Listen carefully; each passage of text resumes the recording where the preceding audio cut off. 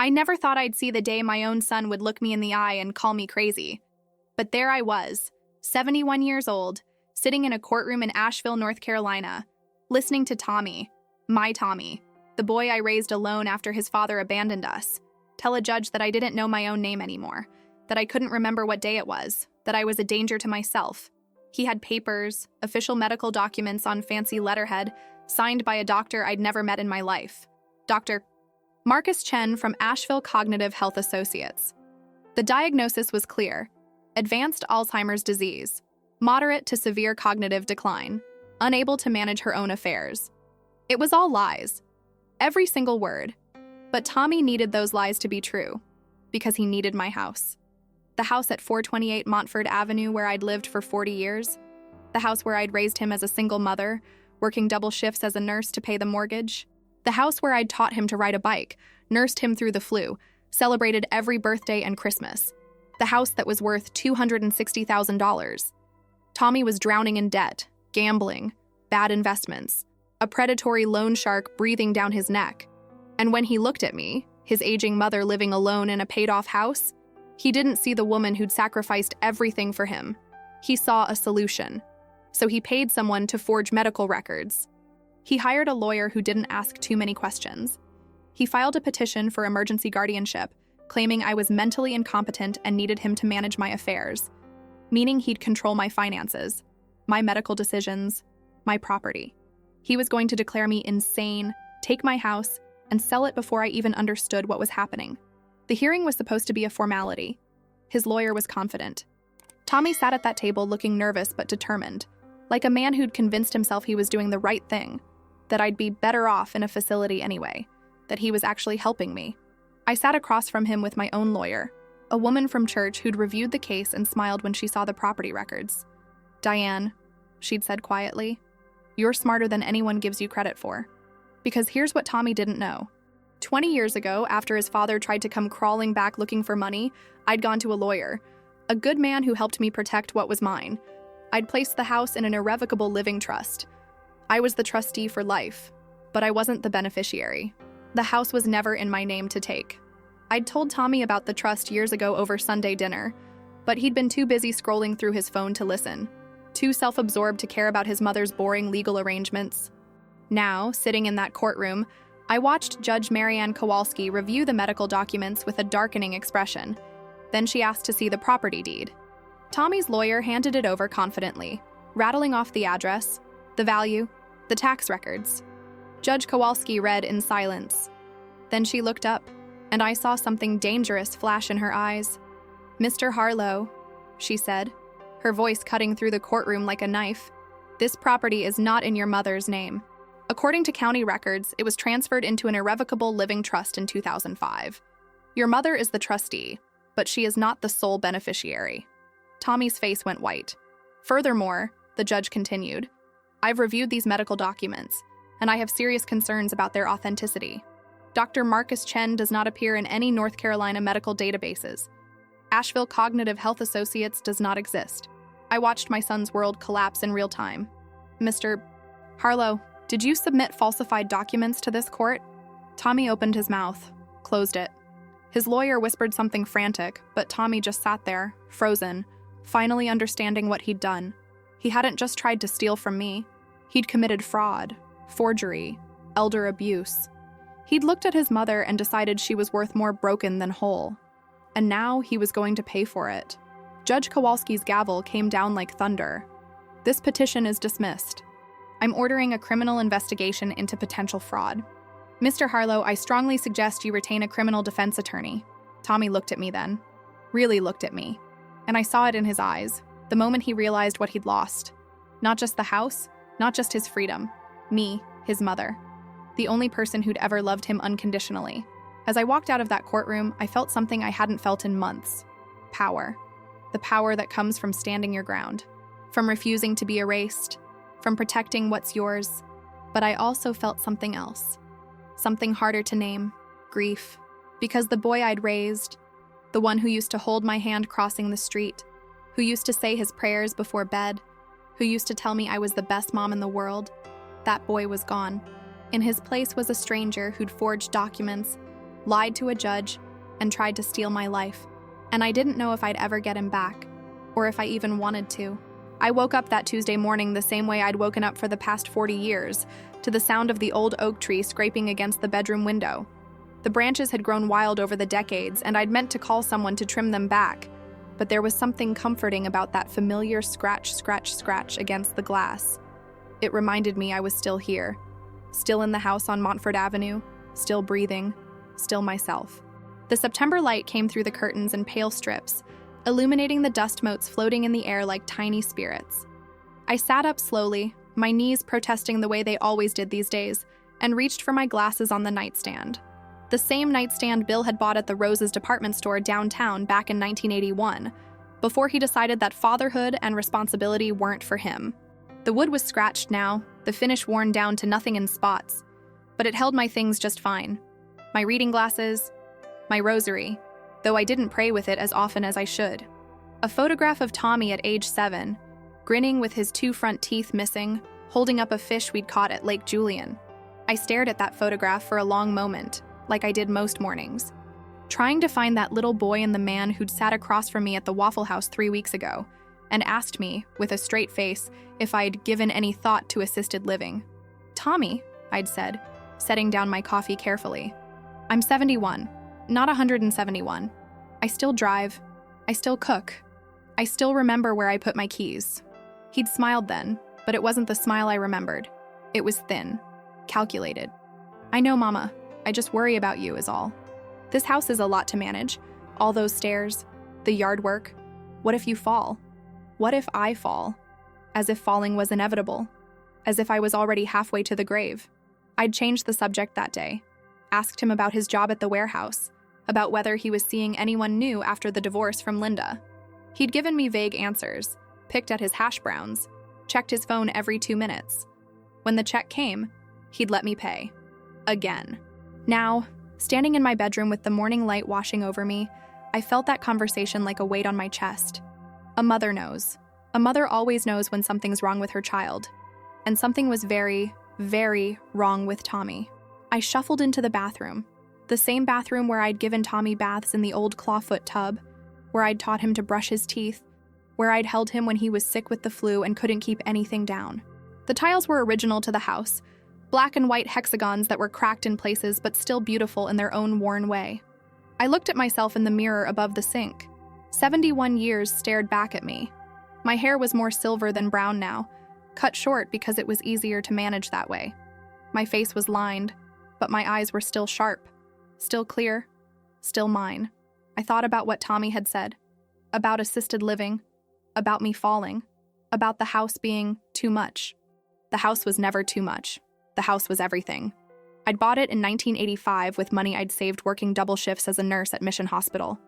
Bill had left us 2 years earlier, and I was determined to give Tommy something stable, something permanent, a place where he could grow up without worrying that we'd have to move again, that the landlord would raise the rent, that we'd lose everything. I'd found this house through a woman at church, Mrs. Pemberton, God rest her soul, who knew the previous owner was moving to Florida and needed to sell quickly. It was a modest brick ranch built in 1952 with 3 bedrooms, 1.5 baths, a small yard with that oak tree already towering over everything. The neighborhood was quiet, working class, the kind of place where people knew each other's names and left their doors unlocked. I'd signed the papers on a Friday afternoon, my hands shaking as I wrote my name on the deed. Diane Marie Harlow. Just my name, not Bill's. He'd given up any right to claim anything of ours the day he walked out. Tommy had been 8 years old when we moved in. He'd run through every room, his sneakers squeaking on the hardwood floors, shouting about which bedroom would be his, whether we could get a dog, if there was space for a basketball hoop in the driveway. I'd stood in the living room watching him and felt something I hadn't felt in a long time: hope. Now, 40 years later, I moved through that same living room, running my hand along the back of the couch, a floral print thing I'd bought at a yard sale in 1993, and felt the weight of all those years pressing down on me. The walls were covered with photographs. Tommy's school pictures, year by year. His high school graduation, his wedding to Linda, both of them so young and so sure of themselves. A few pictures of me and Bill from before everything fell apart, back when we thought we were building something that would last. The house was full of ghosts. but they were my ghosts, my memories, my life. I made my way to the kitchen, the heart of the house, where the countertops were old Formica and the cabinets were painted a soft yellow that I'd chosen because it reminded me of sunshine. The coffee maker was already set to brew. I'd prepared it the night before the way I always did, and the smell of it filled the room like a promise. I poured myself a cup, added a splash of cream from the fridge, and stood at the window looking out at the backyard. The grass needed mowing, the garden beds needed weeding, the fence needed a coat of paint, but it was mine. Every inch of it was mine. I heard my phone buzz on the counter, a text message. I picked it up, squinting at the screen. It was from Tommy. "Hey mama, can I come by later? Need to talk to you about something important." My stomach tightened.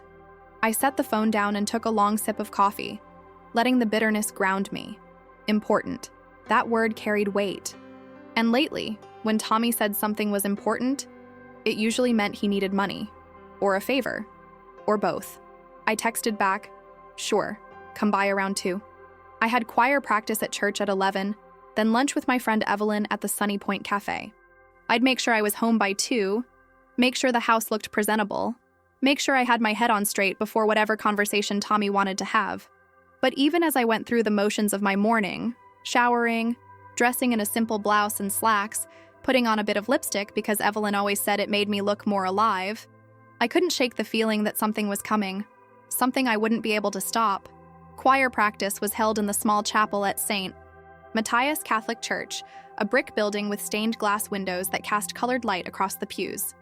I'd been singing in the choir for 28 years, ever since Father Miguel had heard me humming Ave Maria while arranging flowers for Sunday Mass and insisted I join. I wasn't a great singer, but I could carry a tune, and there was something about lifting my voice with a dozen other voices that made me feel less alone. Father Miguel was there that morning, sitting in the front pew, listening as we practiced the hymns for Sunday's service. He was in his early 70s now, his hair completely white, his hands gnarled with arthritis, but his voice was still strong when he spoke. After practice, he caught my eye and gestured for me to stay behind. "Diane," he said, his accent still carrying traces of his native Mexico even after 50 years in North Carolina. "You seem troubled." I hesitated. Father Miguel had known me for 3 decades. He'd baptized Tommy. He'd counseled me through Bill's abandonment, through Tommy's rebellious teenage years, through my mother's death. He knew me better than almost anyone. "It's Tommy," I said finally. "He's been acting strange lately, asking about the house, about my health. I think he's in some kind of trouble." Father Miguel nodded slowly, his dark eyes thoughtful. "Have you spoken to him directly about your concerns?" "Not yet. He's coming by this afternoon." "Then listen with your heart, Diane, but also with wisdom. Sometimes our children need our love, and sometimes they need our boundaries." I thought about those words as I drove to lunch with Evelyn. Boundaries. I'd never been good at those with Tommy. He was my only child, my whole world for so many years. I'd always found a way to help him, even when helping him meant hurting myself. Evelyn was already at the cafe when I arrived, seated at a table by the window. She was 73, a retired schoolteacher with silver hair she wore in a bun, and a no-nonsense attitude that I'd always admired. We'd met at the hospital years ago when she'd come in for a broken wrist and I'd been her nurse. We'd been friends ever since.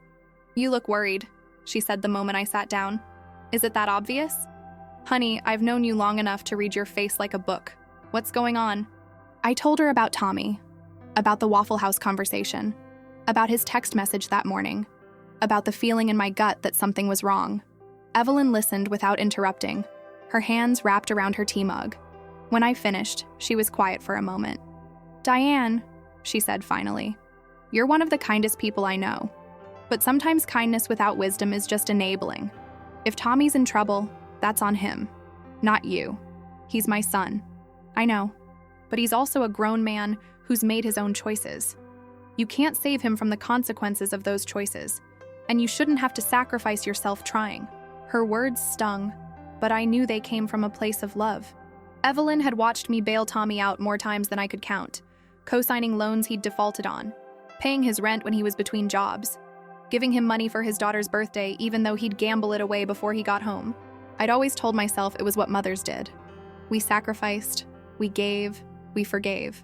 But somewhere along the way, I'd stopped asking myself if my sacrifices were helping or just making things worse. We finished lunch. She had the quiche, I had the soup. and she walked me to my car. Before I got in, she hugged me tightly.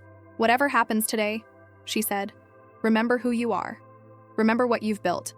Don't let anyone take that from you." I nodded, my throat tight. As I drove home, the mountains rose up around me like guardians, their peaks shrouded in mist. Asheville had always felt like a sanctuary to me, a place where the old and the new existed side by side, where artists and retirees and families lived in a strange, beautiful harmony. I loved this city. I loved my neighborhood. I loved my house. And I'd be damned if I was going to lose it. Tommy arrived at exactly 2 o'clock. I watched from the living room window as he pulled up in his beat-up Honda, the one with the cracked windshield and the rusted bumper. He sat in the car for a long moment before getting out, as if steeling himself for something. When he knocked, I took a breath and opened the door. "Hey, Mama," he said, leaning in to kiss my cheek. He smelled like cigarettes and cheap cologne. "Come in, sweetheart." He stepped inside, his eyes immediately scanning the room, looking at the furniture, the walls, the photographs. I'd seen that look before, when he was calculating, planning, figuring out how much something was worth. "Coffee?" I offered. "Yeah, sure." I poured us both a cup and we sat at the kitchen table, the same table where we'd eaten thousands of meals together, where I'd helped him with his homework, where we'd argued about curfews and grades and girls, where I'd held his hand when Linda left him. "So," I said, wrapping my hands around my mug, "what did you want to talk about?" Tommy cleared his throat. He looked nervous, which made me nervous. "Mama, I've been thinking a lot lately about you, about your future." "My future?" "Yeah. You're getting older and I worry about you being here all alone, in this big house. It's not that big, Tommy, and I'm not alone. I have friends, I have church.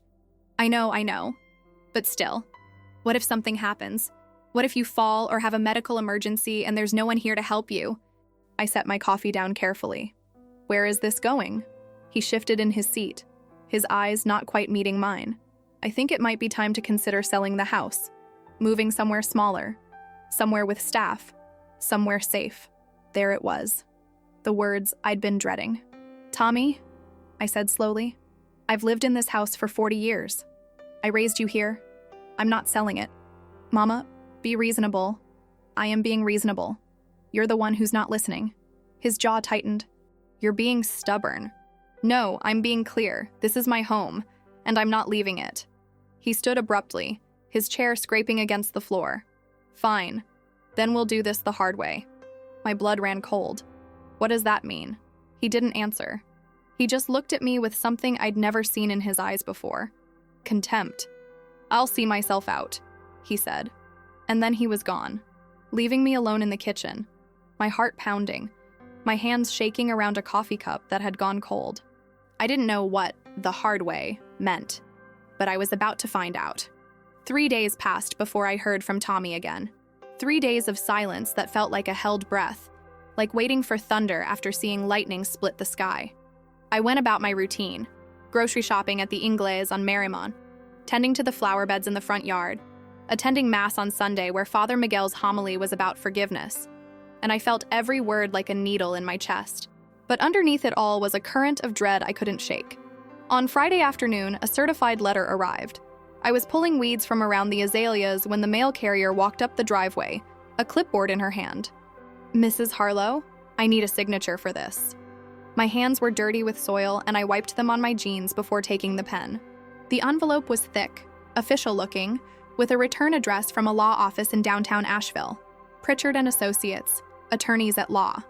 I waited until I was inside to open it, sitting at the kitchen table with a glass of water I couldn't quite bring myself to drink. My hands trembled as I unfolded the papers. Petition for emergency guardianship and conservatorship in the matter of Diane Marie Harlow, an alleged incapacitated adult petitioner, Thomas William Harlow, son. The words blurred together as I read.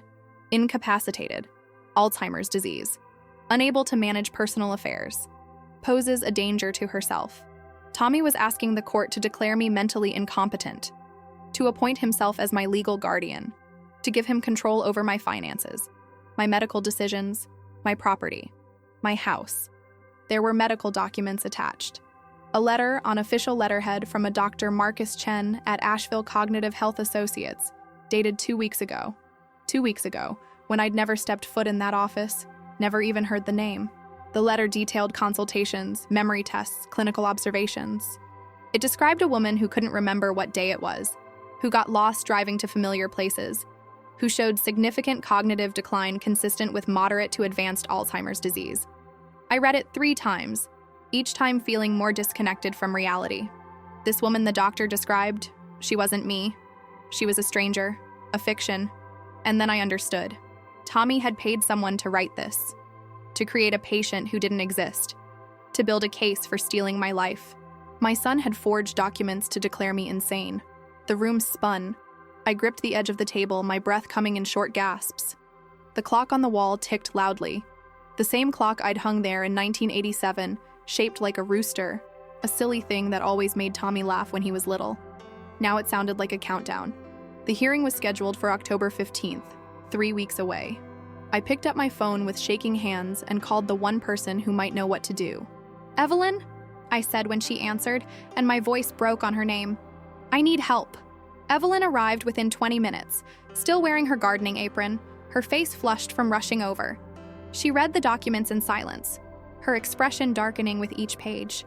When she finished, she looked at me with something between fury and heartbreak. "That son of a bitch," she said quietly. I'd never heard Evelyn curse before. "What do I do?" I asked. "How do I fight this?" "You need a lawyer. A good one." She pulled out her phone, scrolling through contacts. "My nephew, David. He's a family law attorney. Let me call him." But I barely heard her. I was staring at the medical letter again, at the signature at the bottom. Dr. Marcus Chen. I pulled out my laptop, the one Tommy had helped me buy 3 years ago, claiming I needed to keep up with technology, and searched for Asheville Cognitive Health Associates. Nothing. I searched for Dr. Marcus Chen in Asheville. Nothing. I expanded the search to all of North Carolina. There were 2 doctors with that name. One was a pediatrician in Charlotte, the other a dermatologist in Wilmington. The doctor who diagnosed me with Alzheimer's didn't exist. "Evelyn," I said, my voice steadier now. "This is fraud. This is criminal fraud." She looked up from her phone. "What?" I showed her my laptop screen. "The doctor. The clinic. They're not real. Tommy made this up. All of it." Her eyes widened. "Jesus, Mary, and Joseph." We sat in silence for a moment, the weight of it settling over us. My son, my only child, the boy I'd sacrificed everything for, had forged medical documents to steal my house, had committed fraud, had looked at me, his mother who'd never stopped loving him, and decided I was worth more broken than whole. Evelyn's nephew called back within the hour. David Reeves was 38, a family law attorney with a small practice in West Asheville. He agreed to meet with me the next morning, Saturday, at his office. "Don't talk to Tommy," he warned. "Don't respond to the petition. Don't do anything until we meet." That night, I couldn't sleep. I lay in my bed, staring at the ceiling, listening to the oak tree scrape against the window. I thought about Tommy as a baby, how small he'd been, how his whole hand could barely wrap around my finger. I thought about the day he'd learned to walk, stumbling across this very room into my arms. I thought about his first day of kindergarten, how he'd cried and clung to my leg, and how I'd promised him I'd be there when he got home. And I was. I was always there. Where had I gone wrong? What had I done or failed to do that had turned him into this? Or maybe the question wasn't what I'd done. Maybe the question was what Bill had done, leaving us, leaving Tommy without a father, without a man to show him what strength looked like when it wasn't selfish. Maybe the question was about the world, about money and desperation, and the way people convinced themselves that the ends justified the means. Or maybe Tommy had just made choices, bad choices. And now we were both living with the consequences. Around 3 a.m, I got out of bed and walked through the house. I ran my fingers along the walls, memorizing every crack, every imperfection. I stood in Tommy's old bedroom, now a guest room with a double bed and faded curtains, and remembered tucking him in at night, reading him stories about knights and dragons and always good triumphing over evil. I'd believed those stories once.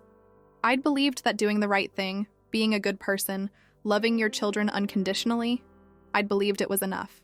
Now I wasn't so sure. David Reeves had kind eyes and a firm handshake. His office was small but organized, with law books lining the walls and a window that looked out onto Haywood Road. Evelyn had come with me for support, and we sat across from David's desk while he reviewed the petition and the medical document. "This is bad," he said finally, "but it's also sloppy, really sloppy." "What do you mean?" I asked. "The doctor doesn't exist. The clinic doesn't exist. Any halfway decent investigation will uncover that immediately. Your son either didn't think anyone would check, or he's so desperate he didn't care. Can we have him arrested?" David hesitated. "Potentially. Falsifying medical documents is fraud, but that's a criminal matter. We'd need to involve the police, the district attorney, and that takes time. Right now, our priority is stopping this guardianship petition." He leaned forward. "Mrs. Harlow, I need to ask you something, and I need you to be completely honest with me. Is there any truth to these claims? Any memory issues? Any cognitive decline? Anything that might give your son's petition even a shred of credibility?" "No," I said firmly. "I'm 71, not senile. I drive, I manage my own finances. I remember everything that matters. I'm sharper now than Tommy's been in years." David nodded, a small smile crossing his face. "Good. Then here's what we're going to do. We're going to request an independent medical evaluation. We're going to subpoena your medical records from your actual doctor. We're going to demonstrate to the court that you are fully competent, and we're going to expose this fraud for exactly what it is. How long will that take? We have 3 weeks until the hearing. That's enough time, but we need to move fast." He pulled out a notepad. "I need the name and contact information for your primary care physician. Any specialists you see. I need your bank statements, proof that you're managing your own affairs. I need character references, friends, neighbors, anyone who can testify to your mental competence." I rattled off the information. Dr. Sarah Wendell had been my primary care doctor for 15 years. I saw her every 6 months for checkups, and I'd just been there in August. She'd told me my blood pressure was great, my cholesterol was under control, and I had the energy of someone 10 years younger. "Perfect," David said. "I'll contact her office on Monday." As we stood to leave, I asked the question that had been eating at me. "David, why would Tommy do this? I know he has financial problems, but to go this far?" David's expression softened. "Mrs. Harlow, I've been practicing family law for 12 years. I've seen children do terrible things to their parents for money, for inheritance, for property. And 9 times out of 10, they convince themselves they're justified. They tell themselves their parents are old, that they won't need it much longer anyway, that they're actually doing them a favor. They don't see it as theft. They see it as accelerating the inevitable. But I'm not dying. I'm not even sick. To Tommy, that might not matter. To him, you're just an obstacle between him and the solution to his problems." The words hit me like a punch.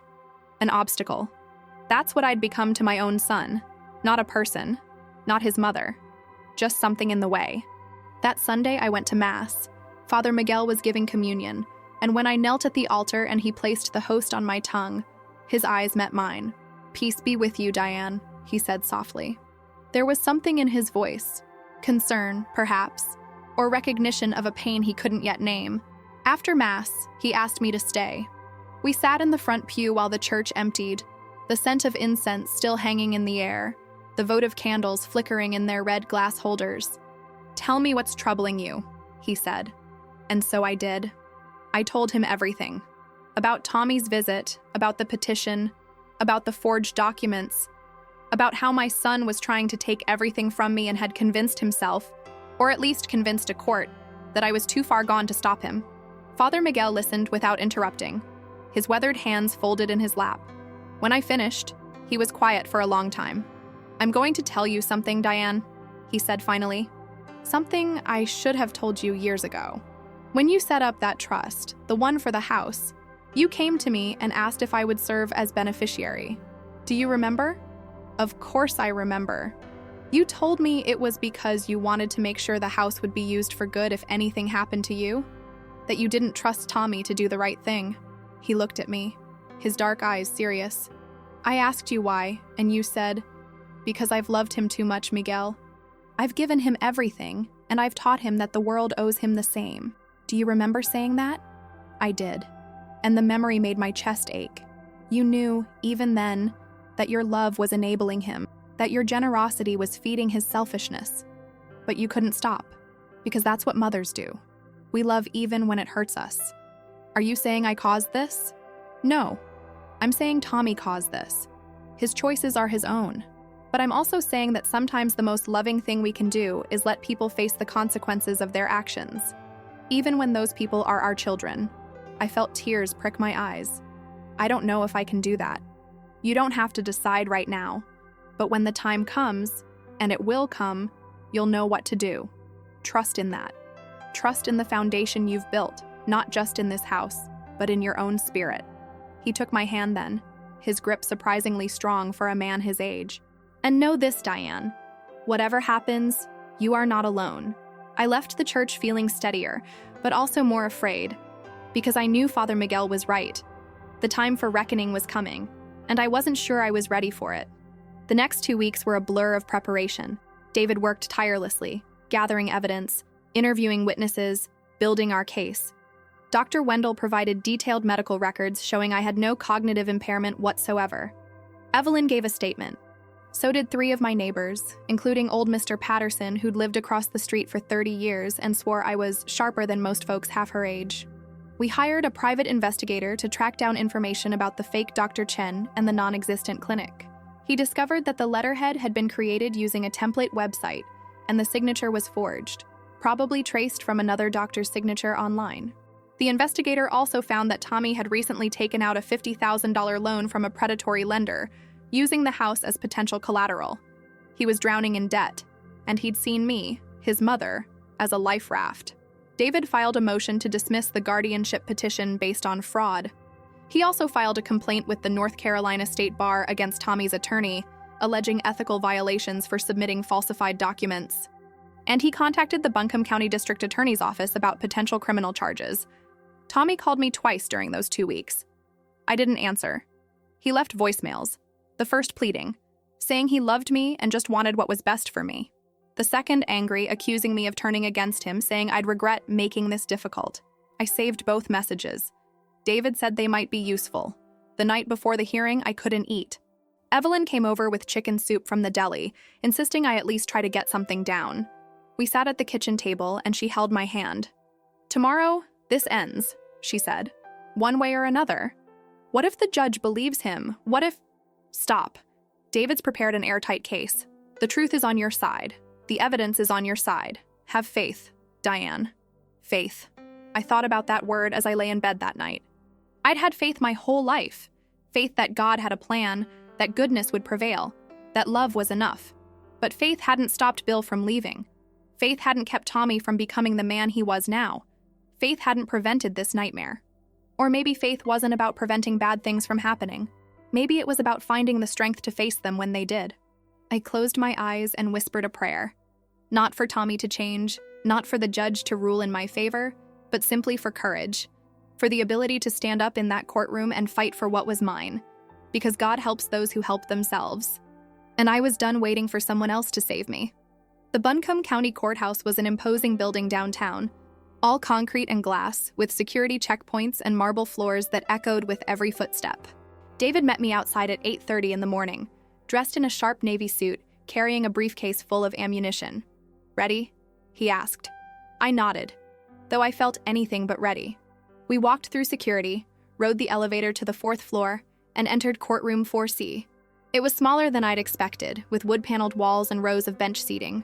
Tommy was already there, sitting at a table with his lawyer, a slick man in his 40s named Gregory Pritchard, all expensive suit and fake concern. Tommy didn't look at me when I walked in. He stared straight ahead, his jaw tight, his hands clasped on the table. He looked thinner than the last time I'd seen him. Older. Tired. He looked like his father. We took our seats at the opposite table. David spread out his documents with practiced efficiency.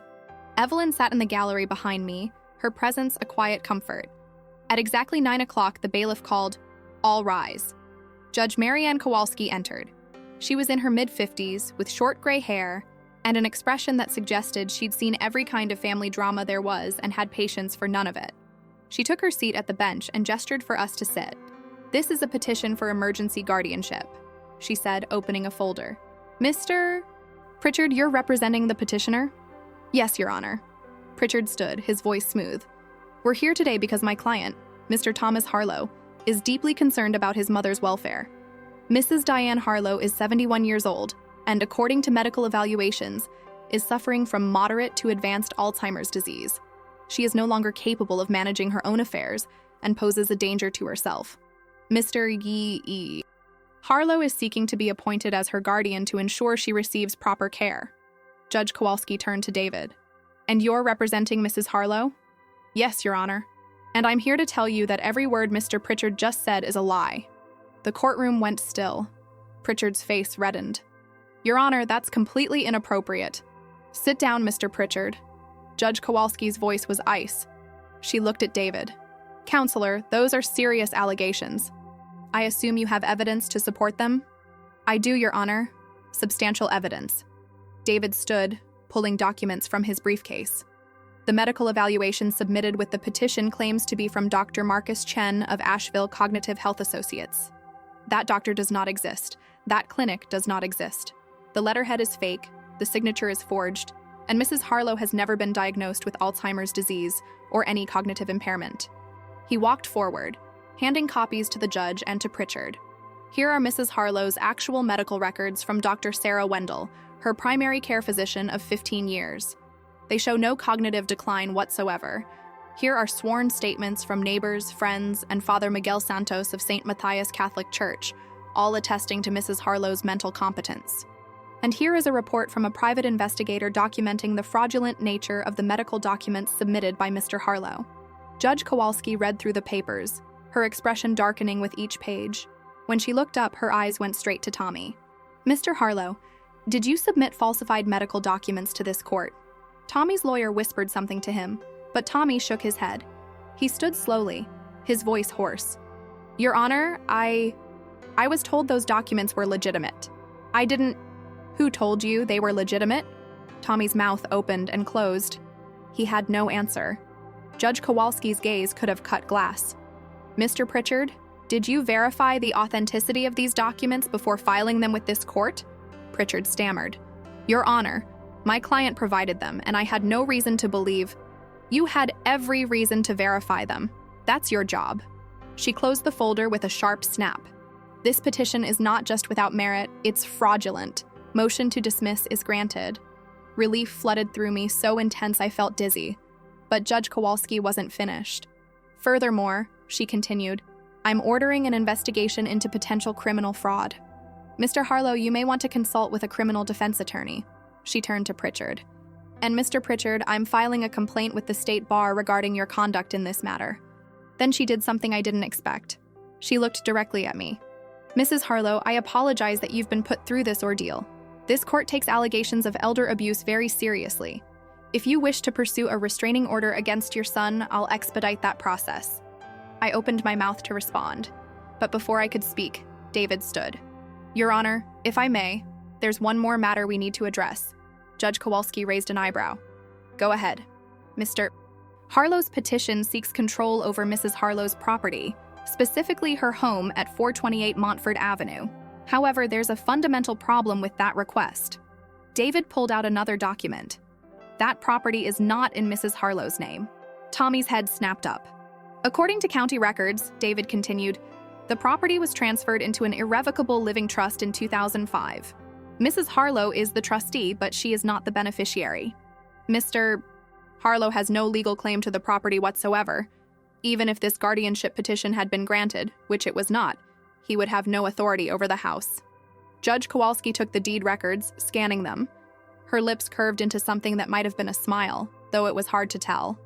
Mr. Harlow, she said, it appears you went to considerable criminal effort to steal a house that was never going to be yours in the first place.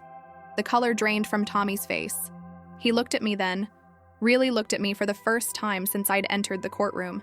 And in his eyes, I saw something I'd been dreading and hoping for in equal measure. Recognition, understanding, shame. He'd finally realized what he'd done. Judge Kowalski stood. This hearing is adjourned. Mrs. Harlow, you're free to go. Mr. Harlow, I strongly suggest you take some time to reflect on your choices. And with that, it was over. I walked out of that courtroom on shaking legs. Evelyn was there immediately, hugging me so tight I could barely breathe. David was shaking hands with the investigator, both of them satisfied with a job well done. And Tommy Tommy stood by the courtroom doors, alone. His lawyer had abandoned him, probably already trying to figure out how to save his own career. Tommy's hands hung at his sides, his shoulders slumped, his face a mask of devastation. He looked broken. And despite everything, despite the fraud, the lies, the betrayal, my heart ached for him because he was still my son. Diane, Evelyn said quietly, you don't owe him anything. I know. You don't have to talk to him. I know. But I walked over anyway, because that's what mothers do. We walk toward the pain, even when it would be easier to walk away. Tommy looked up as I approached. His eyes were red. Mama, His voice broke. I'm so sorry. I'm so sorry. Sorry you did it. Or sorry you got caught. He flinched like I'd slapped him. I was desperate. I owed people money. Bad people.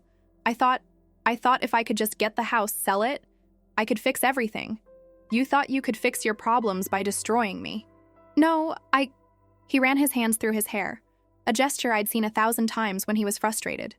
I told myself you were old, that you'd be better off in a facility anyway, that I was helping you. You lied to yourself. Just like you lied to the court. Just like you've been lying your whole adult life, Tommy, because lying is easier than taking responsibility. He didn't deny it. He just stood there, looking lost. I don't know how to fix this, Mama. I don't know how to fix any of this. I took a breath. You start by facing the consequences. You talk to the district attorney. You cooperate with the investigation. You plead guilty, if it comes to that. And then you spend the rest of your life becoming a better man than you were today. Will you forgive me? The question hung between us, and I realized I didn't have an answer. Not yet. Ask me again, I said quietly, when you've actually changed. When you've proven that you understand what you did was wrong. When you've shown me that you're capable of being the man I raised you to be. His face crumpled. I don't know if I can be that person. Then you'd better figure it out.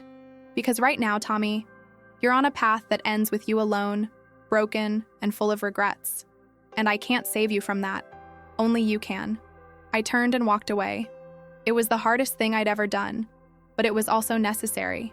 Because sometimes love means setting boundaries. Sometimes it means letting people fall, so they can learn to stand on their own. Sometimes it means choosing yourself. The days after the hearing moved slowly, like walking through water. I went through the motions, grocery shopping, watering the garden, attending choir practice. But everything felt muted, distant, as if I were watching my own life from behind a thick pane of glass. Tommy didn't call, didn't text, didn't come by the house, and I felt the absence of him like a missing tooth, my tongue constantly returning to the gap where something used to be. Evelyn came by every afternoon that first week, bringing casseroles and company, sitting with me at the kitchen table while I picked at food I couldn't quite taste. She didn't try to fill the silence with empty reassurances. She just sat with me, and that was enough. On the fourth day, David Reeves called with an update. The Buncombe County District Attorney had opened a formal investigation into Tommy's actions. The forged medical documents, the fraudulent petition, it was all being reviewed for potential criminal charges. Fraud, forgery, elder abuse. What does that mean? I asked, my voice hollow. Prison? Possibly, David said carefully. It depends on whether he cooperates with the investigation, whether he shows remorse, whether he has a criminal history. First offense, he might get probation and community service. But Diane, that's not your responsibility. That's between Tommy and the legal system now. I knew he was right. But knowing something intellectually and accepting it emotionally were two different things entirely. That night, I sat in Tommy's old bedroom, the one I still thought of as his, even though he hadn't lived here in 20 years, and looked through boxes of his childhood things I'd never been able to throw away. Report cards, Little League trophies, drawings he'd made in elementary school, stick figures of the two of us holding hands under a smiling sun. I found a Mother's Day card he'd made in 3rd grade, construction paper folded in half, the front covered in glitter that still shed everywhere I touched it. Inside, in careful crayon letters, "Dear Mom, you are the best mom in the world. I love you more than video games. Love, Tommy." I held that card and cried for the first time since the hearing. Deep, wrenching sobs that came from somewhere so far down I didn't know I still had tears left. I cried for the little boy who'd loved me more than video games. I cried for the man who'd looked at me in a courtroom and seen nothing but an obstacle. I cried for myself, for the mother who'd given everything and somehow ended up here, alone in an empty bedroom, holding on to pieces of a past that felt like fiction. When the tears finally stopped, I felt hollowed out, but also, strangely, lighter. I put the card back in the box, closed it, and carried it down to the basement. Maybe someday Tommy would want these things. Maybe he'd have children of his own, and he'd want to show them who he used to be. Or maybe not. Either way, I couldn't carry them anymore. Sunday Mass was harder than I expected. I sat in my usual pew, third row from the front on the left side, and felt the weight of people's eyes on me. In a church of 200 regular parishioners, word had spread. Diane Harlow's son tried to steal her house. Diane Harlow's son forged medical documents. Diane Harlow's son is facing criminal charges. Some people looked at me with pity, others with curiosity. A few with that particular kind of satisfaction people feel when they're glad it's not them, glad their children haven't disappointed them quite that spectacularly. I held my head high and sang the opening hymn. After communion, Father Miguel approached me in the narthex. "Walk with me," he said simply. We went outside into the crisp October air, leaves crunching under our feet as we circled the church grounds. The mountains in the distance were painted with fall colors, brilliant reds and oranges and golds, beautiful in their dyeing. "I've been praying for you," Father Miguel said, "and for Tommy. I don't know if I can pray for him yet," I admitted. "I'm still too angry." "Anger is not a sin, Diane. It's what we do with it that matters." He was quiet for a moment. "Do you know the parable of the prodigal son?" I almost laughed. "Of course I do. I've heard it 100 times." "Then you remember that the father in the story doesn't chase after the son when he leaves. He doesn't try to save him from his bad choices. He lets him go, lets him fall, lets him lose everything. And only when the son comes back, truly repentant, does the father celebrate his return. Tommy hasn't come back. No, not yet. But the father in the story also never stopped watching the road, waiting for the possibility. He didn't let his son's betrayal harden his heart permanently. He held space for redemption, even when redemption seemed impossible." I stopped walking, turning to face him. "Are you saying I should forgive Tommy?" "I'm saying you should forgive yourself first, for loving him the way you did, for giving him more than he deserved, for being human." Father Miguel's eyes were kind but firm. "You didn't make Tommy who he is, Diane. You gave him tools, opportunities, love. What he built with those things, that was his choice, not yours." The words hit something deep inside me, something I'd been carrying without realizing it. The guilt, the question that had circled my mind for weeks. Where did I go wrong? "I keep thinking I loved him wrong," I whispered. "That I gave him too much, or not enough, or the wrong things at the wrong times. You loved him the best way you knew how. That's all any parent can do. And love is never wrong, Diane. Sometimes it's just not enough to overcome someone else's free will." We finished our walk in silence. When we reached my car, Father Miguel took my hand. "The house in the trust. When the time comes, when you're ready, we'll figure out together how best to use it. For good. For healing. But there's no rush. You're still very much alive, and that house is still very much yours." I squeezed his hand, grateful beyond words. As I drove home, I thought about the trust I'd set up 20 years ago. I'd been protecting the house from Bill then, afraid he'd come back and try to claim half of it. I'd never imagined I'd be protecting it from my own son. But Father Miguel was right. I was still alive, still here, and the house was still mine in all the ways that mattered. 2 weeks passed. The leaves fell from the oak tree, carpeting the yard in gold and brown.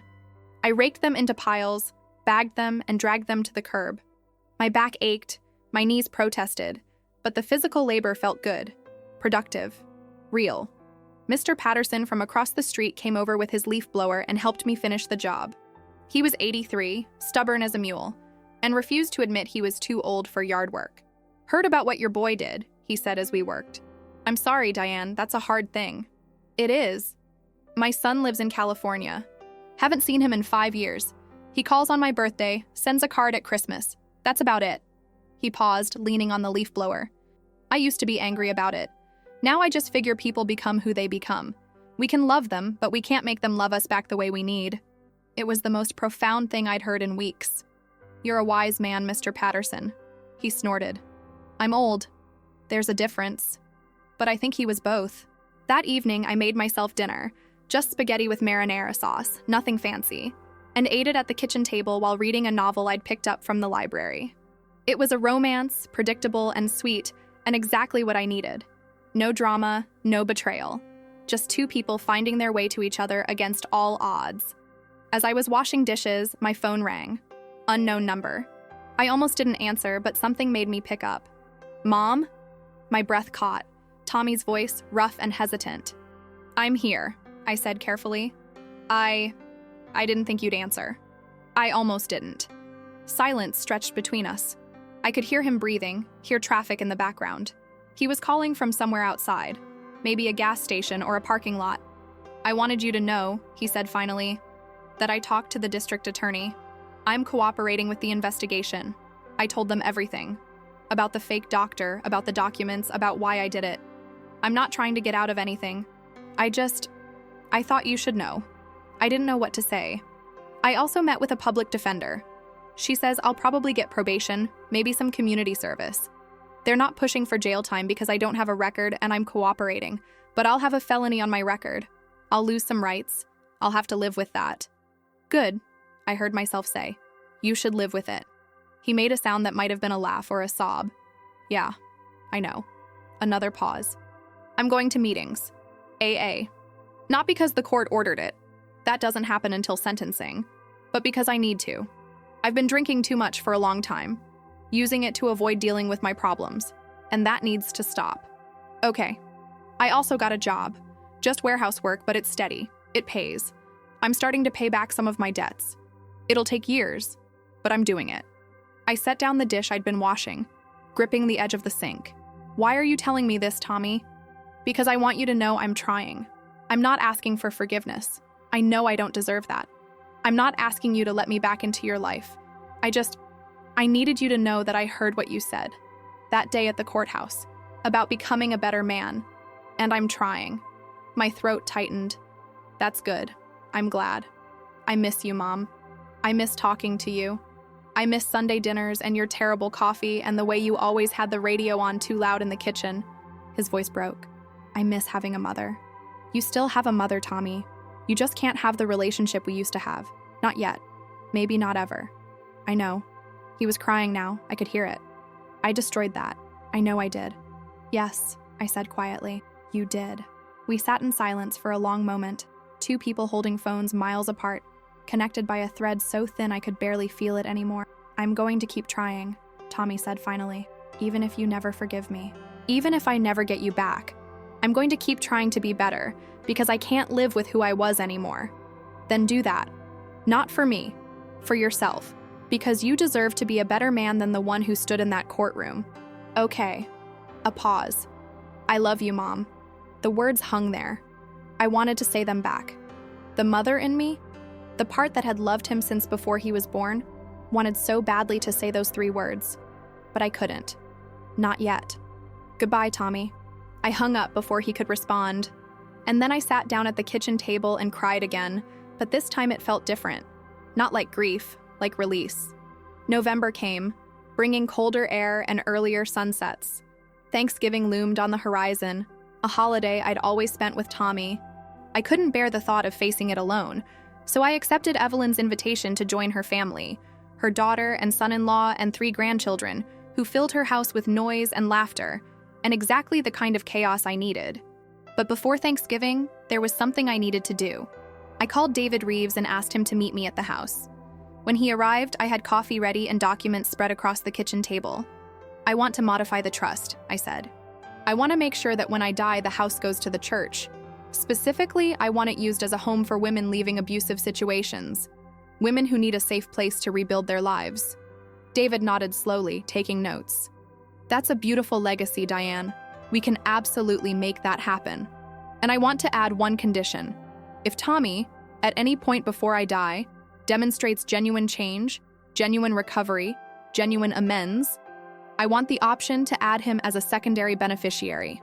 Not for the house itself, but for a small percentage of any proceeds if it's eventually sold. Enough to help him, but not enough to enable him. David looked at me carefully. Are you sure? After everything he did? I'm not doing it for him. I'm doing it for me.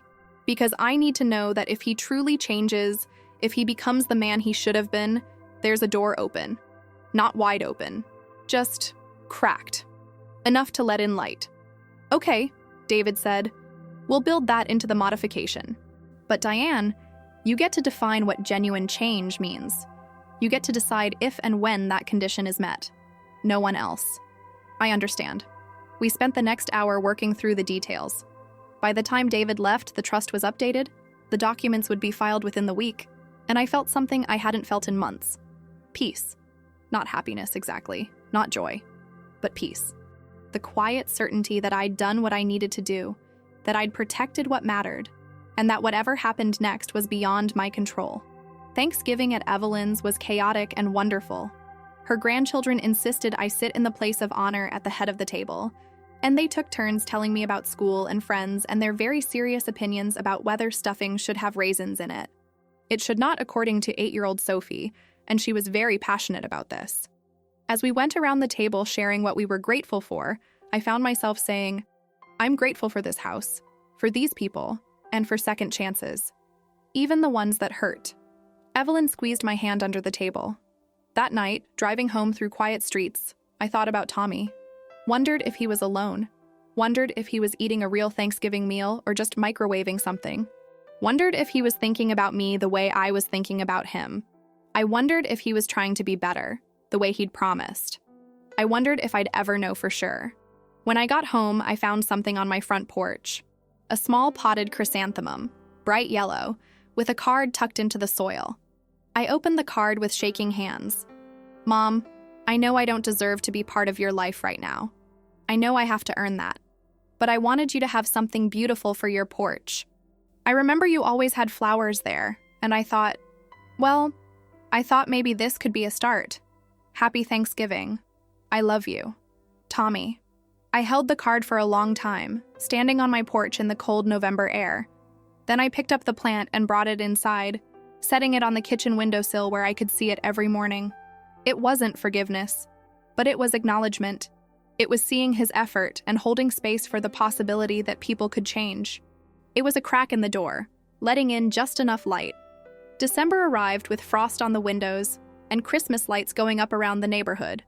I decorated my house the way I always did, modestly, with a small tree in the living room and a wreath on the front door. I strung lights along the porch railing, and Mr. Patterson from across the street gave me a thumbs up when he saw them. Father Miguel asked me to help coordinate the church's annual toy drive, collecting gifts for families in need. I threw myself into the work, organizing donation boxes, recruiting volunteers, wrapping presents until my fingers were sore.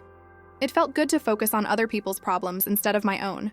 On the third Sunday of Advent, as I was leaving Mass, a woman approached me in the parking lot. She was maybe 35, thin and nervous, with a black eye she'd tried to cover with makeup. Mrs. Harlow, she said hesitantly. Father Miguel said you might be able to help me. Of course. What do you need? I'm leaving my husband. He's not a good man. And I have 2 kids, and I don't have anywhere safe to go. Father Miguel said there might be a place, something the church is working on. I felt something click into place. A sense of purpose I hadn't felt in months. What's your name? I asked. Sarah Mitchell. Sarah, I can't offer you a place to stay right this minute, but I'm working on something that will help women exactly like you. In the meantime, let me make some calls. We'll find you somewhere safe tonight, you and your children. Her eyes filled with tears. Thank you. Thank you so much. I spent the rest of that Sunday on the phone, calling shelters, calling the church's outreach coordinator, calling a woman I knew who ran a network of safe houses.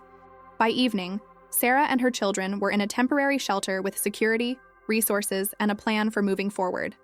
And I knew, with absolute certainty, what I was meant to do with the house when my time came. Christmas Eve, I went to midnight mass. The church was beautiful, lit entirely by candles, the air thick with incense and the sound of the choir singing Silent Night. I sat in my usual pew and felt the weight of the year settle over me like a blanket. It had been the hardest year of my life, harder than Bill leaving, harder than my mother's death, harder than any of the lonely nights I'd spent wondering if I'd done enough, been enough, loved enough, but I'd survived it. And more than that, I'd found something I didn't know I was looking for. Strength. Not the kind that came from never falling, but the kind that came from getting back up, from setting boundaries, from choosing myself when the world told me I should always choose others. After Mass, Father Miguel caught my arm. "Walk with me again?" We went outside into the cold, clear night. The stars were brilliant overhead, undimmed by city lights. "I got a call from Tommy this week," Father Miguel said. My heart stuttered. What did he say? He asked if he could attend Mass. Not here, he knows you come here, but at one of the other parishes. He said he's been going to AA meetings at a church in West Asheville, and it made him want to come back to the faith. He wanted my permission. What did you tell him? I told him he doesn't need anyone's permission to come back to God, that the door is always open. And then I told him that the road to redemption is long and hard, and he shouldn't expect applause for taking the first few steps. I smiled despite myself. That sounds like something you'd say. He's trying, Diane. I can't say if he'll succeed, but he's trying. I know. I looked up at the stars. I'm not ready to see him yet. Maybe I never will be, but I'm glad he's trying. For his sake, not mine. That's all you can do. Hold space for possibility without demanding certainty. We stood in silence for a moment, two old friends beneath a vast sky, holding the complicated truth that love and boundaries could coexist. "Merry Christmas, Diane," Father Miguel said finally. "Merry Christmas, Miguel." I drove home through empty streets, my house waiting for me with its porch light on, exactly where it had always been. January brought snow. Not much by northern standards, but enough to blanket Asheville in white, transforming my neighborhood into something out of a postcard. I woke up one morning to find that someone had shoveled my driveway. Mr. Patterson, probably.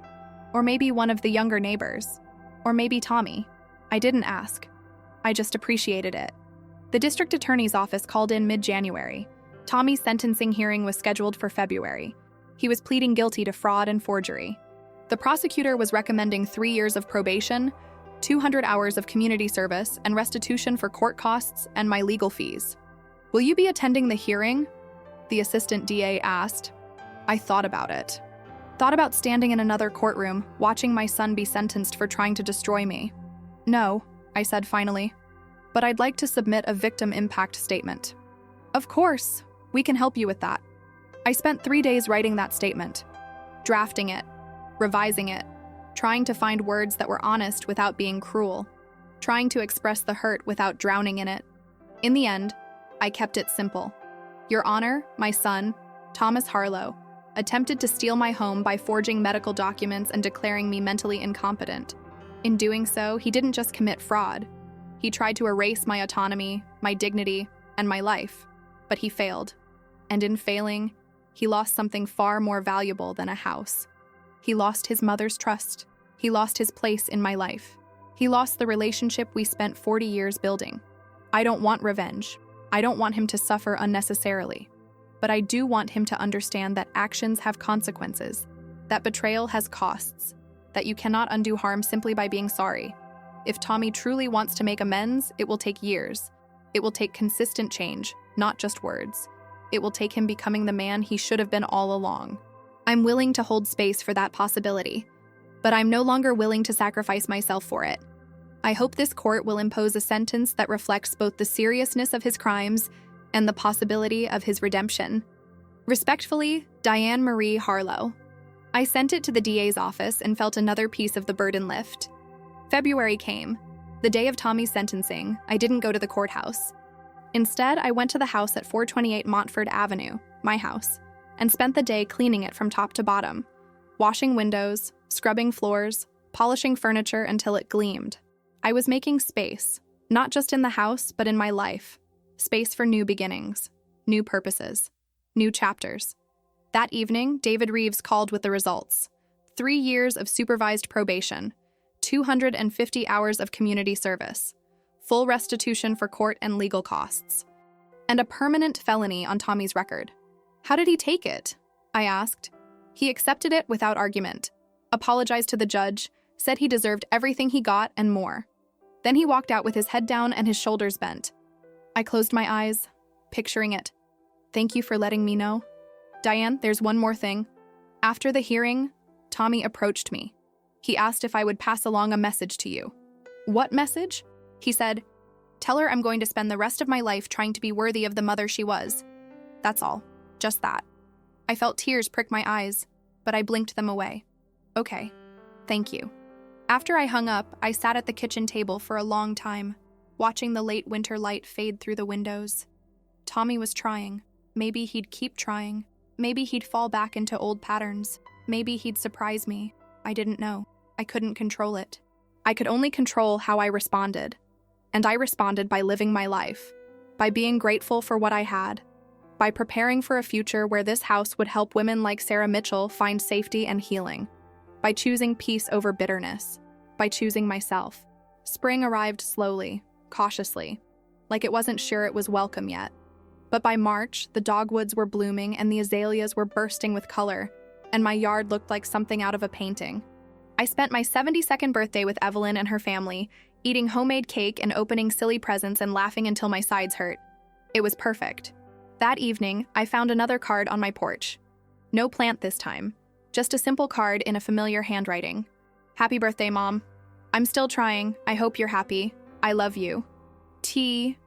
I brought the card inside and put it in a drawer with the Thanksgiving card and the Christmas card he'd also left without ever knocking on my door. He was respecting my boundaries, trying to show me, not tell me, that he was changing. I appreciated that, more than I could say. But appreciation wasn't forgiveness, and it wouldn't be. Not yet. Maybe not ever. And I was learning to be okay with that. In April, Father Miguel and I met with an architect to discuss converting the house, eventually, when the time came, into a transitional home for women escaping domestic violence. The modifications would be minimal.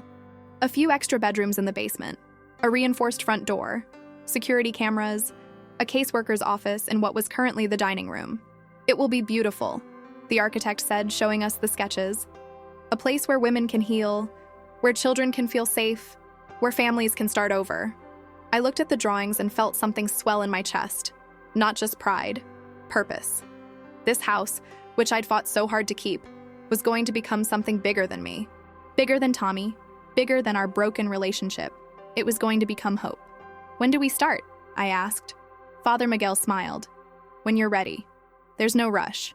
You're still living here, still vital and healthy. This is a plan for someday. Not today. Someday, I repeated, liking the sound of it. Okay, someday. We spent the rest of the afternoon going over details, possibilities, dreams. By the time the architect left, I felt lighter than I had in months. The house would outlive me. It would serve a purpose I could never serve alone. It would be my legacy. And Tommy would have to live with knowing that the house he'd tried to steal was going to do more good in the world than he'd ever tried to do. Maybe that would haunt him. Or maybe if he truly changed, it would inspire him. Either way, it wasn't my problem anymore. May brought warm winds and longer days. I planted tomatoes in the garden and watched them grow, their green leaves reaching toward the sun. One Saturday morning, I was weeding the flower beds when a car pulled up. A beat-up Honda with a cracked windshield. My heart stopped. Tommy got out slowly, his hands in his pockets. He looked different, thinner but healthier. His eyes were clearer. He was wearing work clothes, the kind that came from actual labor, not a desk job. "Mom," he said, stopping at the edge of the driveway, not coming any closer. "I know I'm not supposed to be here. I know you need space. But I wanted to ask you something, and I wanted to do it in person, not in a card." I stood, brushing dirt from my knees. "What do you want, Tommy?" "I've been sober for 6 months. I've been going to meetings every week. I've paid back most of my debts. I'm volunteering at a homeless shelter on weekends, doing my community service hours. And I've been seeing a therapist trying to understand why I did what I did." He took a breath. "I'm not asking to be part of your life again. I'm not asking for forgiveness. I just wanted you to know that I'm keeping my promise. I'm trying to be better." I studied him, looking for signs of manipulation, looking for the con. But all I saw was exhaustion, and something that looked like genuine remorse. "Okay," I said. "I'm glad you're doing those things. Keep doing them." "I will." He hesitated. "There's one more thing. I talked to my daughter, your granddaughter, Emma. She's 15 now. She lives with her mom in Raleigh. I'd forgotten about Emma. Or maybe I'd tried to forget because it hurt too much to think about the granddaughter I barely knew. The one Linda had kept away after the divorce. I told her what I did to you," Tommy continued. "I told her the truth, all of it. And I apologized to her too. For being a terrible father. For not being there. For choosing my problems over her. His voice cracked. She said she wants to meet you, if you're willing. She said she wants to know her grandmother. My breath caught. A granddaughter. A second chance at something I'd thought was lost. I'll think about it, I said carefully. Tommy nodded. That's all I'm asking. Just think about it. He started to turn away, then stopped. Mom, I know I can't fix what I broke, but I'm going to spend the rest of my life trying to be someone you wouldn't be ashamed to know, even if you never want to see me again. He got back in his car and drove away. And I stood in my garden, surrounded by flowers and sunlight and possibility, and felt the first stirrings of something I hadn't expected. Not forgiveness, not yet, but hope. The fragile, tentative hope that people could change, that redemption was possible, that broken things could be, if not repaired, then at least transformed into something new. 2 weeks later, I met Emma at a coffee shop in downtown Asheville. She was tall and thin, with Tommy's dark hair and my eyes, a startling combination that made my chest ache. She was nervous, fidgeting with her phone, but when she saw me, she smiled. "Grandma Diane?" she said hesitantly. "That's me." I hugged her, and she hugged back, fierce and tight. We talked for 2 hours. About her life in Raleigh, her school, her friends, her dreams of becoming a veterinarian. About her complicated feelings toward her father, the anger and hurt and the small, growing hope that maybe he was finally changing. "He talks about you a lot," Emma said. "About how strong you are. About how you didn't let him destroy you. He says you're the strongest person he knows." "He said that?" "Yeah. He said you taught him what real strength looks like. Not by letting people walk over you, but by standing your ground even when it costs you everything." I didn't know what to say to that. Emma reached across the table and took my hand. "I want to know you, Grandma. I want to be part of your life, if you'll let me. I know Dad messed up. I know he hurt you, but I'm not him, and I'd really like to have a grandmother." I squeezed her hand, tears streaming down my face. "I'd like that too, sweetheart. I'd like that very much." We made plans. She'd visit for a week in the summer. We'd call every Sunday. We'd get to know each other slowly, carefully, building something real. When I left that coffee shop, I felt something I hadn't felt in a long time. Joy. Pure, uncomplicated joy. Summer came, and Emma visited. We spent a week together, cooking meals, watching movies, talking late into the night about everything and nothing. She helped me in the garden, met Evelyn and her grandchildren, came to Sunday Mass and sat beside me in the pew. On her last night, we sat on the porch watching fireflies dance in the growing dark. "Dad asked if I'd give you this," she said, pulling an envelope from her pocket. "He said you don't have to read it, but he wanted you to have it in case you ever wanted to." I took the envelope, feeling its weight. "Did he tell you what's in it?" "No, just that it's the truth." After Emma went to bed, I sat at the kitchen table and opened the letter. "Mom, I don't expect you to forgive me. I don't expect you to ever trust me again. I just need you to know some things, and I need to say them while I'm sober and clear-headed and not trying to manipulate you into giving me another chance. First, I'm sorry. Not sorry I got caught, but sorry I did it in the first place. Sorry I looked at you and saw an obstacle instead of a person. Sorry I convinced myself that stealing from you was somehow justified. Sorry I tried to destroy your dignity to save my own skin. Second, you were right. About everything. About me lying to myself. About me needing to face consequences. About me needing to become a better man. You were right, and I was too proud and too scared to admit it. Third, the work I'm doing now, the sobriety, the therapy, the volunteering, it's not to win you back. It's because I looked at myself in the mirror after that sentencing hearing and I hated what I saw. I hated who I'd become. And I realized that if I didn't change, I'd die miserable and alone, and I'd deserve it. Fourth, meeting Emma again, building a relationship with her, trying to be the father I should have been from the beginning. That's teaching me what you tried to teach me my whole life. That love means showing up. That it means sacrifice. That it means choosing someone else over yourself day after day, even when it's hard. I'm learning what you already knew. I'm becoming who you tried to raise me to be. I'm just 30 years too late. Fifth, I know about the trust. I know you left the house to Father Miguel in the church, and I think that's perfect. I think it's exactly what you should do. That house deserves to help people who actually need it, not fund my mistakes. When you're gone, And I pray that's not for a very, very long time. That house will do more good in 1 year than I did in 43 years of living. Sixth, I don't expect you to ever let me back into your life. But if you do, if someday you decide I've earned even a small place at your table, I promise you this. I will never take it for granted. I will never stop being grateful. I will never stop trying to be worthy of it. You gave me life. You gave me everything. And I threw it away. Now I'm trying to build something new, something better. Not for you, for me, for Emma, for the man I should have been all along. I love you, Mom. I always have. I just didn't know how to show it in any way that wasn't selfish.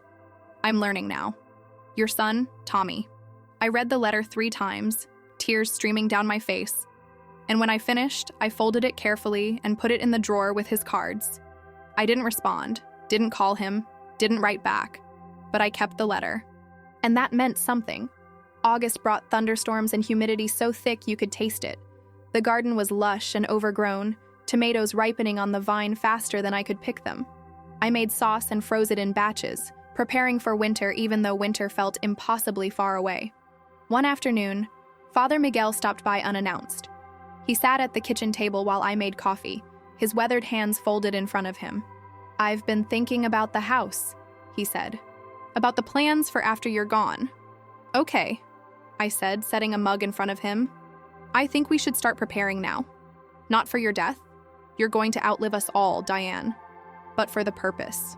I think we should start using part of the house now while you're still here. A guest room for women in crisis. Emergency shelter while they're waiting for permanent placement. You'd still live here, still have your space, but the house would already be serving its purpose." I sat down slowly, considering. That's a big change. It is. But I think it's the right one. You've spent 40 years making this house a home. Why wait until you're gone to share that with people who need it? I thought about Sarah Mitchell, the woman from Needed a Safe Place. I thought about all the women trapped in situations they couldn't escape, needing just a door to walk through. "Okay, let's do it." Father Miguel smiled. "I was hoping you'd say that."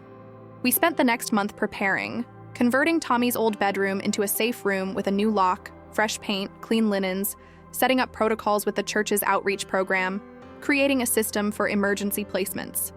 By September, we were ready. The first woman who stayed was named Maria. She was 28, with a 2-year-old daughter and bruises she tried to hide. She stayed for 3 days while the church found her a spot in a long-term shelter program. On her last morning, she hugged me so tight I could barely breathe. "You saved my life," she whispered. "No," I said. "You saved your own life. I just gave you a place to catch your breath." But as I watched her drive away with her daughter buckled safely in the back seat, I felt something settle deep in my chest. Purpose. Peace. The knowledge that the house that had witnessed my pain was now witnessing other people's healing. October arrived again, bringing with it the anniversary of the hearing. 1 year since Tommy had sat in that courtroom and tried to steal my life. 1 year since Judge Kowalski had exposed his lies. 1 year since everything had fallen apart and somehow come back together in a shape I never could have predicted. I was pulling weeds in the front garden when a car pulled up. The Honda again. But this time there were 2 people inside, Tommy and Emma. They got out slowly, Emma practically bouncing with excitement, Tommy hanging back like he wasn't sure he was allowed to be here. "Grandma!" Emma ran up and hugged me, dirt and all. "Dad said we could stop by if you were home, just to say hi. We don't have to stay." I looked over her shoulder at Tommy. He looked nervous, hopeful, scared. "Hi, Mom," he said quietly. I wiped my hands on my jeans. "Hi, Tommy. We were just passing through. Emma wanted to see you. I can wait in the car if—" "Don't be ridiculous," I heard myself say. "Come inside. I just made lemonade." The look on his face, surprise, gratitude, cautious joy, made my chest ache. We sat on the back porch, the 3 of us, drinking lemonade and talking about small things. Emma's upcoming school year. Tommy's job. He was a supervisor now at the warehouse, apparently doing well. The garden, the weather, nothing deep, nothing dramatic. Just family, sitting together on a warm October afternoon. When they stood to leave, Tommy hesitated. "Mom, I know you're doing something with the house. Father Miguel told me about helping women. I think that's incredible.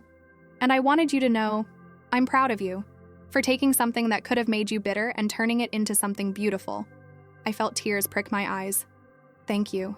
And I know I have no right to ask this, but if there's ever anything I can do to help, with the house, with the program, anything, I'd really like to. Not to earn anything from you, just because it's the right thing to do. I studied him, this man who was my son, who'd hurt me so deeply, who was trying so hard to be better. I'll think about it, I said. He nodded, accepting that. That's all I can ask.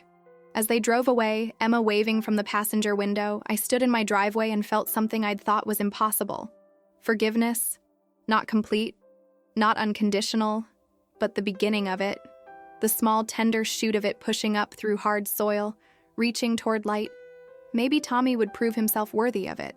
Maybe he wouldn't. Maybe he'd stumble.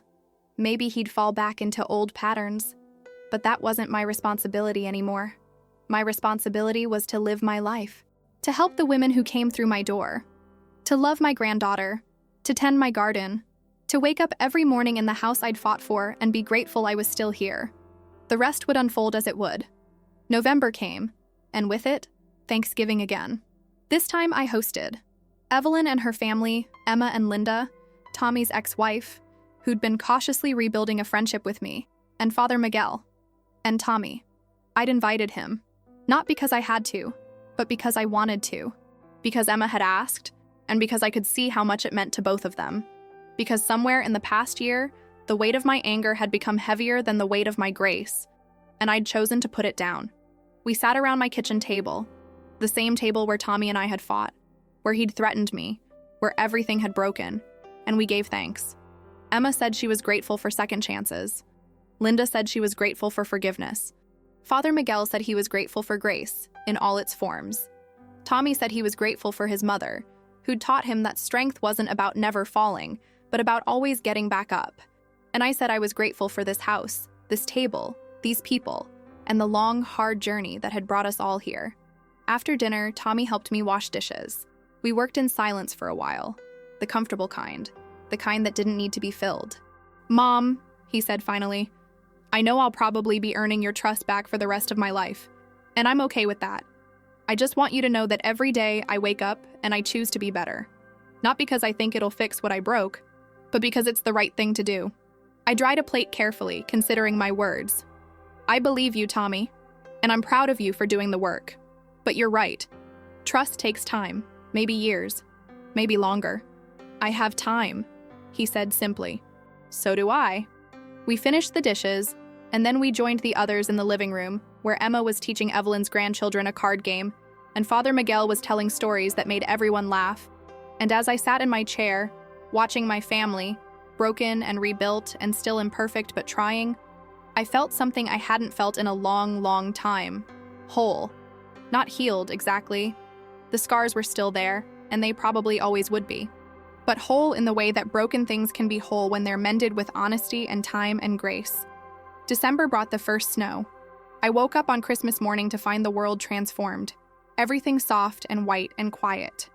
The oak tree's branches were heavy with it, bending low but not breaking. Like me, I thought. Bent but not broken. I went to Christmas Mass, and afterward, Father Miguel pulled me aside. "Diane," he said, "I've been meaning to tell you something. The house program, the shelter, it's already changing lives. We've helped 8 women in 3 months. 8 women and 11 children. Because of you." "Because of this house?" I corrected. "No, because of you. Your courage, your generosity, your refusal to let bitterness win." I didn't know what to say to that. He handed me a card. "This is from Maria, the first woman who stayed here. She wanted you to have it." I opened the card. Inside was a photo of Maria and her daughter, both smiling, standing in front of a new apartment. And a note. "Dear Mrs. Harlow, because of you, my daughter and I are safe. Because of you, we have a new start. Because of you, I believe in kindness again. Thank you for opening your door." With love and gratitude, Maria, I held that card and cried. Good tears this time. Healing tears. "The house that Grace built," Father Miguel said softly. "That's what people are starting to call it." "That's a good name," I whispered. "It's the perfect name." That evening, I was home alone, sitting by the Christmas tree with a cup of tea, when there was a knock at the door. Tommy stood on my porch, holding a small wrapped box. "I'm sorry to bother you," he said. "I know you probably have plans. I just wanted to drop this off. Come in, I said. It's freezing out there. He stepped inside, stomping snow from his boots. I took the box, weighing it in my hands. Open it, he said nervously. Inside was a small wooden plaque, beautifully carved, with words burned into the surface. The house that Grace built. In loving memory of Diane Marie Harlow, who taught us that home is not a place, but a choice to love even when it costs us everything. I stared at it, my throat tight. I made it in a woodworking class I've been taking, Tommy said. I thought, when the time comes, when you're gone, this could go above the door, so everyone who comes here knows whose house this was, whose heart built it. I couldn't speak. I just hugged him, and he hugged me back, and we stood there in my living room, holding each other while snow fell outside, and the Christmas tree lights twinkled, and the house held us both in its grace. I love you, Mom, he whispered. I never stopped. I just forgot how to show it. I love you too, Tommy, I said, and I meant it, completely. For the first time in a year, without reservation or doubt. Not because he'd earned it, but because love isn't something you earn. It's something you choose. And I chose to love my son. Not the man he'd been, but the man he was becoming. Imperfect, stumbling, trying. Just like me. Epilogue. 5 years later. I'm 76 now, and I still live in the house on Montfort Avenue. The house that Grace built. The house that has sheltered 43 women and 62 children in the 5 years since we opened our doors. The house that has witnessed tears and laughter, endings and beginnings, despair and hope. Tommy comes by every Sunday for dinner. He's been sober for 5 years, married to a kind woman named Rebecca who works as a teacher. They have a son, my grandson, named William. After Bill, Tommy said, because he wanted to redeem that name, to give it a new meaning. Emma is in college now, studying veterinary medicine at NC State. She calls me every week, visits every holiday, and tells everyone who'll listen about her grandmother who turned pain into purpose. Father Miguel retired last year, but he still volunteers with the shelter program. His arthritis is bad, but his spirit is strong. Evelyn is 78 and still sharp as a tack, still my best friend, still the voice of reason when I need it. And me? I'm still here, still singing in the choir, still tending my garden, still opening my door to women who need a safe place to land. The plaque Tommy made hangs in my bedroom now, waiting for the day when it will move to the front door. But that day isn't today. I'm not ready to leave this house yet. There's still work to do, still women to help, still life to live. Sometimes I think about that day in the courtroom, when Tommy tried to take everything from me and ended up losing everything himself. And I think about how the worst thing that ever happened to me became the catalyst for the best thing I ever did. I think about grace, not the easy kind, but the hard kind, the kind that costs you something, the kind that requires you to choose love over bitterness, hope over despair, forgiveness over revenge, the kind that breaks you open and rebuilds you stronger. This house has been many things to me. A shelter, a dream, a battleground, a sanctuary. But mostly it's been a testament to something I didn't fully understand until I almost lost it. That home isn't a place. It's not walls or a roof or a piece of paper that says you own it. Home is what you do with the space you're given. It's how you choose to fill it. It's whether you hold it tight or open it wide. It's whether you let it make you small or let it make you generous. And this house, this beautiful, imperfect, resilient house, has made me generous. It's taught me that the things we fight hardest to keep are often the things we're meant to give away. It's taught me that broken relationships can be mended, but only if both people are willing to do the work. It's taught me that forgiveness isn't weakness. It's the bravest thing we can do. And it's taught me that grace, real grace, isn't about pretending nothing bad happened. It's about acknowledging the pain, setting boundaries, and still choosing to hold space for redemption. I don't know how many more years I have in this house. Could be 5, could be 15, could be 1. But however long I have, I'm going to spend it living with purpose, loving with wisdom, and opening my door to anyone who needs what this house has always offered me, a place to catch your breath, a place to remember who you are, a place to start again, the house that Grace built, my house, my home, my legacy. The end. My own son forged a medical certificate saying I had Alzheimer's to take away the house where I lived for 40 years, but on the day of the hearing, the judge said, It's impossible to take the house out of her name after all. It was never in your name, leaving him in shock.